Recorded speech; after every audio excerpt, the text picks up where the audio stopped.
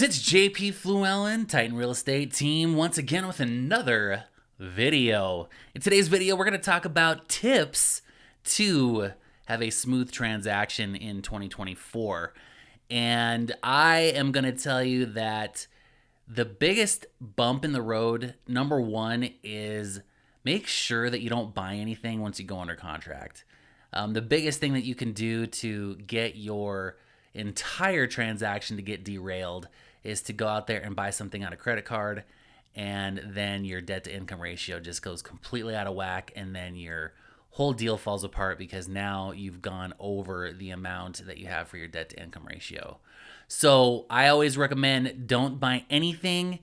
Put all that stuff on hold. Don't buy that furniture, that TV, those dishes, whatever it is that you want to put into that new house. Just save all of that until you get moved, because that is the number one thing that is going to make a very, very emotional and very stressful transaction, is when that happens.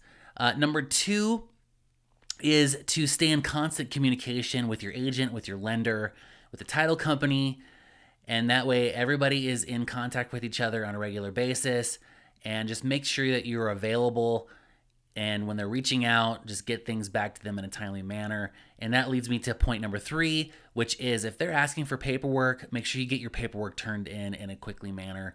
Most contracts have basically a whatever we ask of you, please do it in a timely manner clause in there. So just make sure that that you read through that time as of the essence clause in your contracts, because sometimes you can be in violation of the contract if things drag out way too long and you're not in constant communication. And number three is that make sure that you pay attention to your contingencies, that you get all of your repair requests turned in on time, that you are aware of all of those important dates in the contract, because those things can also be very, very emotional and could be costly.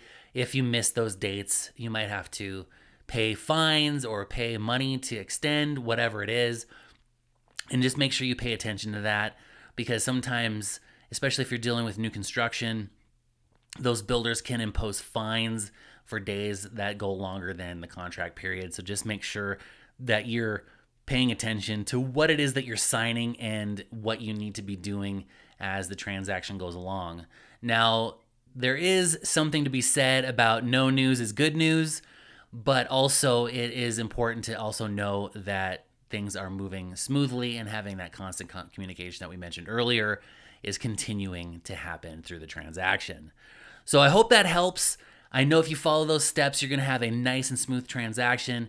If you're looking for a real estate agent that is very, very on top of things, you can reach out to our team or myself, and we'd be happy to help you. I'm JP Fluellen, Titan Real Estate Team at Real, and we'll catch you on the next video. Peace!